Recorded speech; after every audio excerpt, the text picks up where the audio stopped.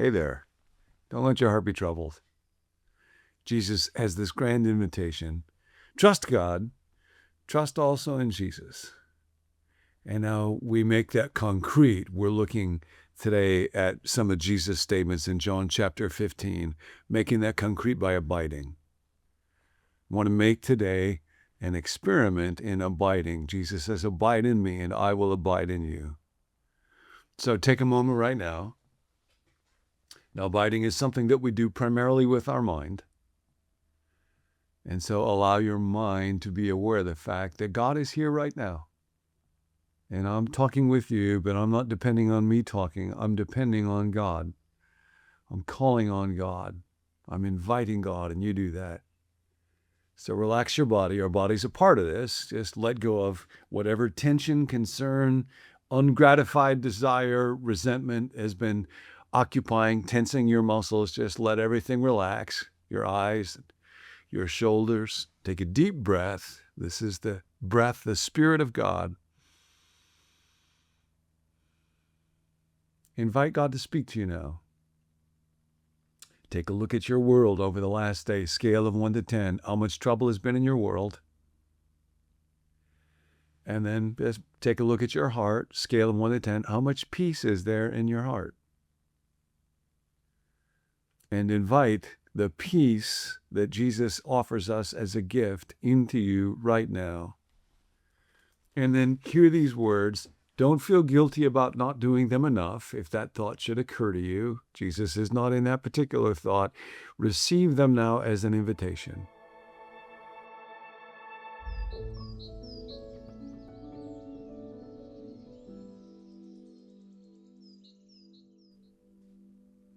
Abide in me as I also abide in you. That little word is such a rich word. It means to dwell or to inhabit. Just like our physical body is abiding someplace, our minds, our thoughts and desires and choices dwell someplace. Dallas Willard would say, the greatest freedom of all human freedoms, and one we so often take for granted and treat cavalierly and allow to become destructively, the greatest freedom is, where do I place my mind? And Jesus says, now I'm the mind. Place your mind in me, in my words, in my life, in my teaching, and my love, supremely my love, my greatness.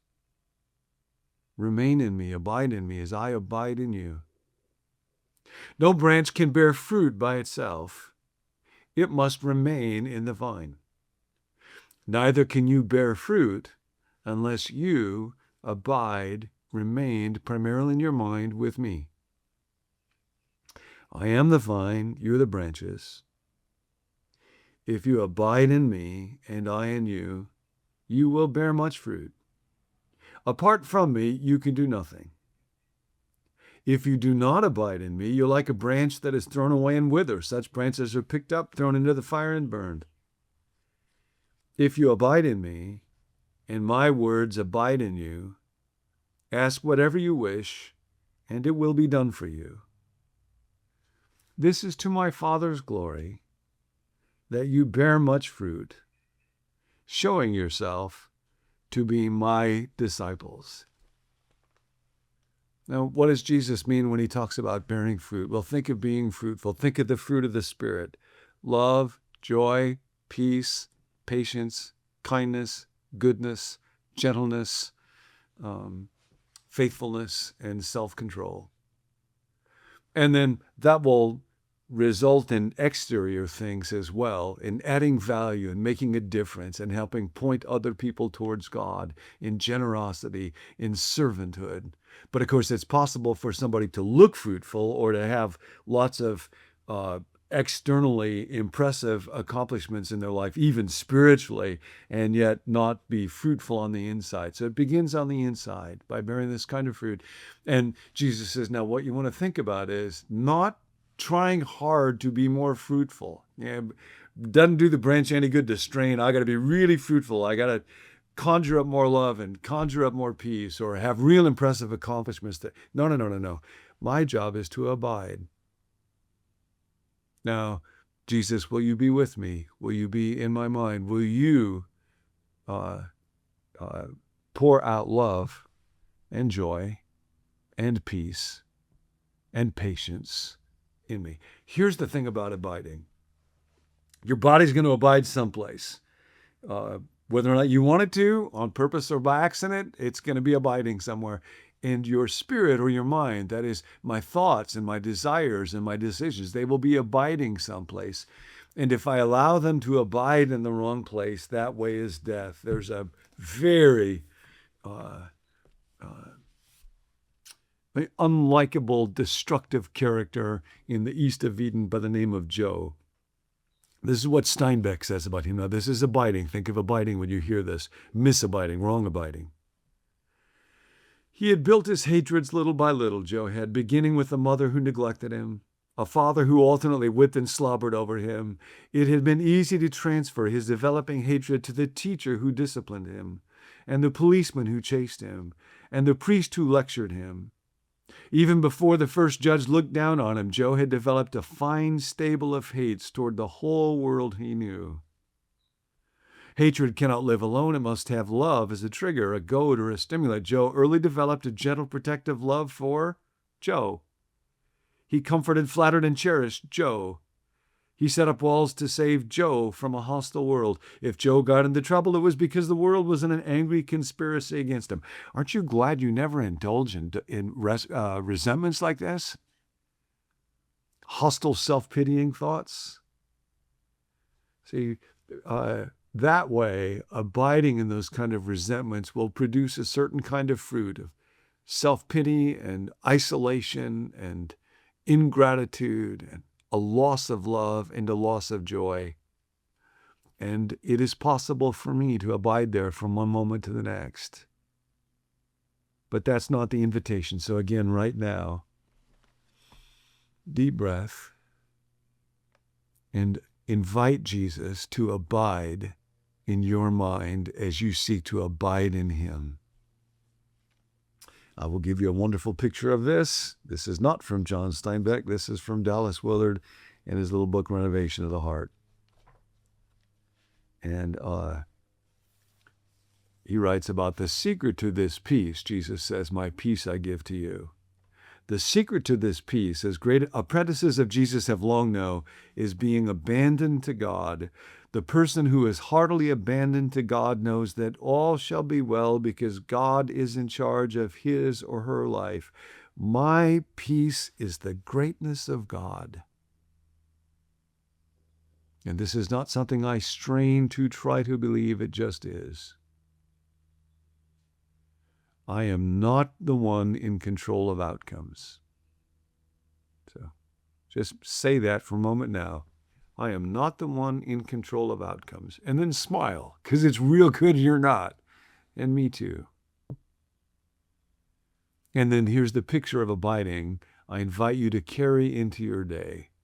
This is from a poem Dallas quotes by a poet named Sidney Lanier. Lanier himself contracted tuberculosis as a young adult in the 19th century, did not even make it to his 40s, died when he was in his 30s, suffered enormously.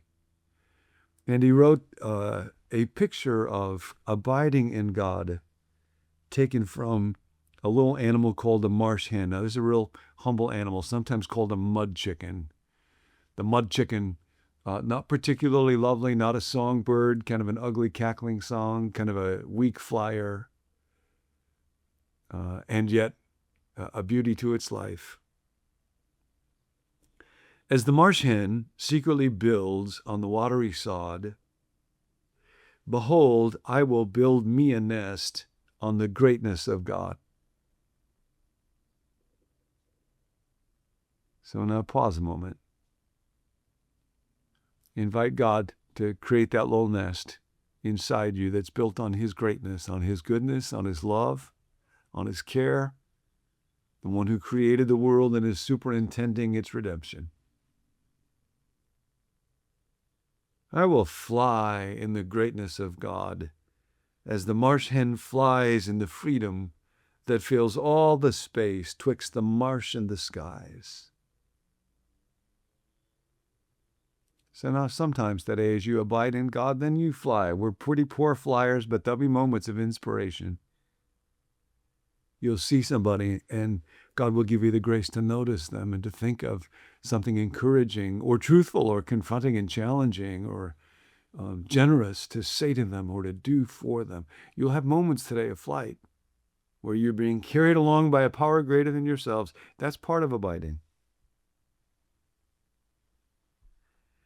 By so many roots as the marsh grass sends in the sod, I will heartily lay me a hold on the greatness of God. The greatness and love of God forms my peace and my love and my joy.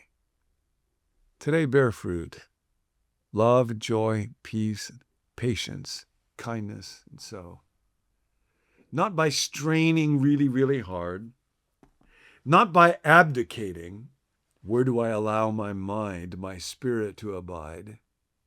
Not by allowing circumstances to dictate. Oh, they go well, I'm up. They go badly, I'm down. No, no, no. Embrace whatever is. Embrace whatever circumstance that comes along, because the only place I can find God is in this circumstance right here.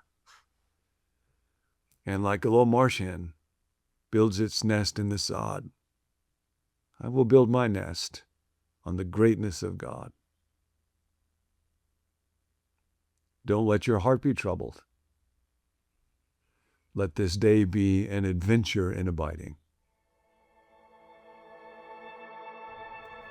Hey, before you go, be sure to click that subscribe button below this video to make sure you don't miss any future episodes in this series, Untroubled Heart. You can also head over to our website, becomenew.com, and subscribe for the text or the email, which will send you additional resources, thoughts, and questions to go along with each episode. Become New is so much more than just a video to watch. It's really a community to be part of. And so I encourage you to chime in the comments and add your voice to the conversation. In fact, if you're not a part of our Facebook group, during this series, I'm posting a question via video for each episode in the series, and I would love to have you engage with me there. So you can head over there by clicking the link in the description to this video. You can also find the links to our Instagram and X account if you want to follow those throughout the week. If you have a prayer request, there is a team of us who meet to pray each weekday for viewers just like yourself. So don't carry that burden alone. We want you to send it to us so that we can come alongside you. You can text it to 855-888-0444 or email it to us at connect@becomenew.com. Remember, the most important thing about your life is the person you become. I'll be seeing you.